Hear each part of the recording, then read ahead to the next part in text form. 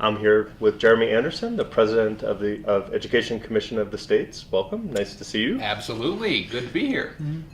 This was one heck of an election season that we just went through. Yes. And but underneath all the dynamics of the election, there was a lot of activity in states around education. So Right. what were some of the shifts and changes in elected officials in education across the states?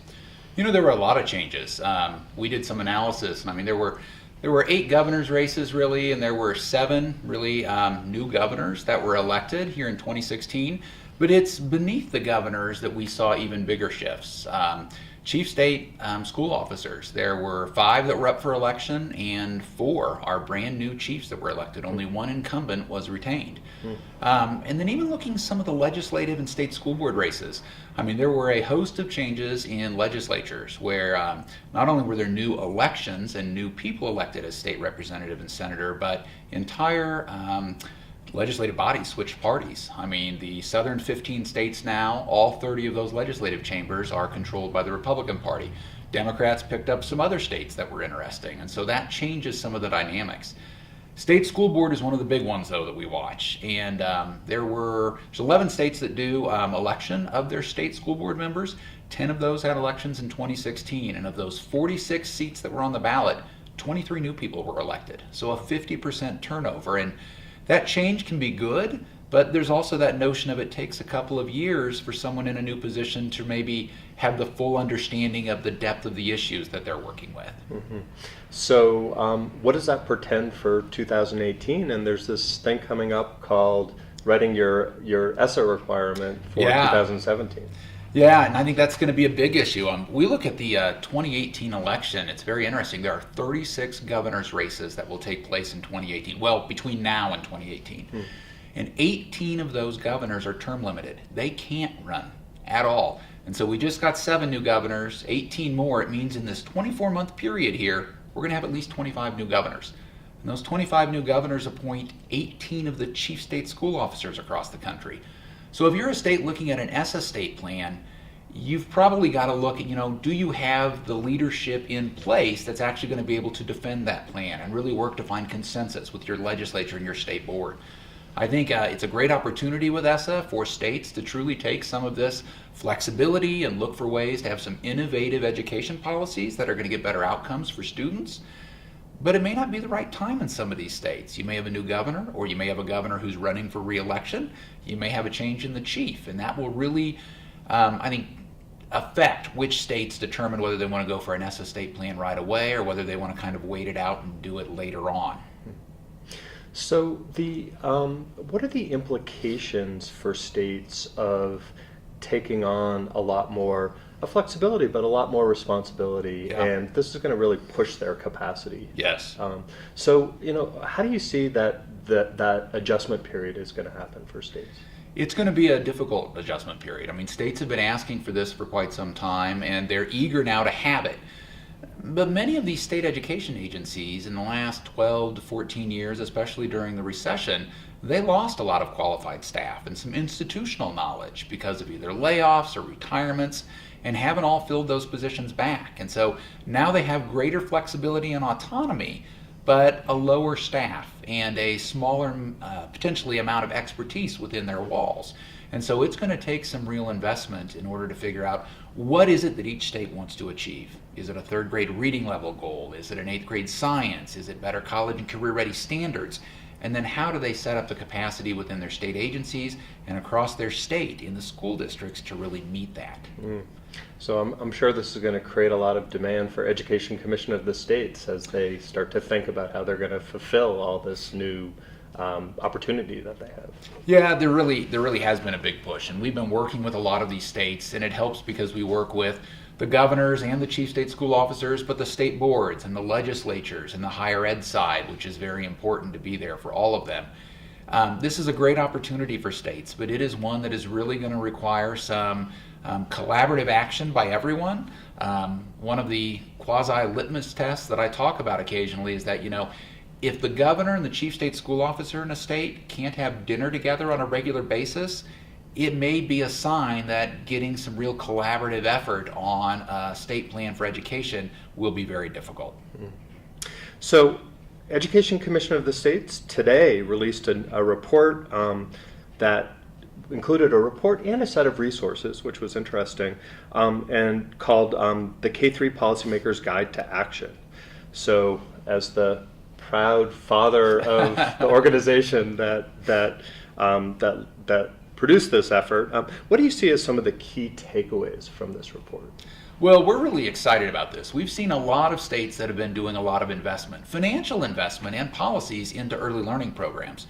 One of those reasons is that in some states you can put more funding into early learning and it's not part of your state finance plan, so there's a little bit more flexibility for governors and legislators that look at that.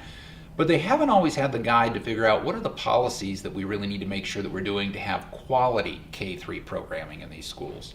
And so this guide is really set to help legislators, chief state school officers, governors, and even district superintendents to really understand, if your goal is to really set up an early learning program, a K-3 program that is destined to set a foundation for all students to succeed, these are the 6 minimum policies that you need to be questioning. Do we have this in place? Have we thought about this? What can we do to make a difference in these areas? And it was a real collaborative effort. I mean, we did a lot of work with a host of early learning programs across the country and with the National Governors Association and the National Conference of State Legislatures, which has been really important to be able to do that in a collaborative way. One thing that really impressed me from the report was the effort to think systemically and to integrate a pre-K through 3 policy into not only the current K-12 education system, but also into the education infrastructure. Yeah, and that's a key area. There are severe shortages for a lot of early learning teachers and early learning facilitators and leads. It's a key area where states want to make a difference, but without looking at the workforce issues and some of the other important policies that go with that, it'll be difficult. We've talked about this for quite a while at the Education Commission of the States. I talk about it every night at my dining room table as my wife is an early learning educator herself. But there is a demand that is not being met right now by the states, at least with the institutions, helping to provide greater quality and greater graduates who are interested in early learning education. So in today's world of trying to influence and trying to communicate what you've learned from these kinds of efforts, now that you've released the report, what are the efforts now to encourage attention and visibility of the report? Well, we're going to be doing a lot of work. Some of it is states where we're going to be going in to help them with technical assistance as they're looking at moving some of these policies. A lot of it is going to be working with state legislatures and with state boards of ed to go in and provide them with either direct information on what we have provided in the report, or actually sitting down with them at some state board retreats or with their legislative committees to walk through, of the 6 policies, you've kind of got 3 of them already. Here's the other 3 that you could be looking at to give them some guides on that. And part of it is also working with partners like you so that we can have a better way to showcase some of this information, because policymakers are yearning for ways to really make a difference and to improve quality outcomes. But they're busy people. I mean, many of our state legislators, it's a part-time job that they have on top of some other career that they actually have. And so the more we can share with them these benefits that we see as far as value-added research that is showing that it really makes a difference is helpful. Yeah, it's really it's a nice model of how to integrate a research-based but very policy-oriented structure so that you can actually bridge the divide between research and policy. Which leads me to my last question, which is, as somebody who does straddle the world between policy, you're rubbing elbows with policymakers all the time, but you also slum it with researchers sometimes. And enjoy both aspects. Yes.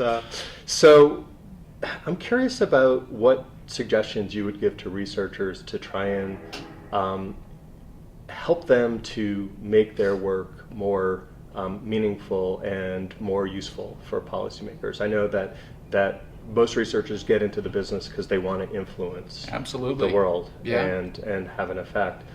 Yet the incentives of the two systems aren't necessarily in congruence Right. with each other. So what suggestions would you have to help researchers think about ways that they can increase and magnify the influence of the work that they're working so hard on? Yeah, no, it's a great question. I think there's a lot of opportunity for researchers to step back sometimes from the policy issue that many times they're national experts in, or they've been researching for many years, to step back and say, who is the audience that I actually need to get this information to? Because it's truly an honor when research is completed and it's in the right journal or it's published in some capacity. But that doesn't always mean that that's the magazine that a state legislator is subscribing to or even has the time to look at. And so figuring out how you can think about who the real audience is that you want to get your information would be a key way for the research to have a better impact. And I think it's also working with peer institutions. I mean, working with CPRE, working with ECS, working with the National Governors Association or the Council of Chief State School Officers or National Conference of State Legislatures gives you an opportunity to perhaps do the same research you were going to do, but allow another organization to take your great research and turn it into something that will be digestible for a state legislator or a very busy chief or a governor who has 72 different issues every day on their plate, and you just want to help them move one thing on college and career ready issues. Right. Jeremy, it's been wonderful talking to you. Absolutely. Thank you so much.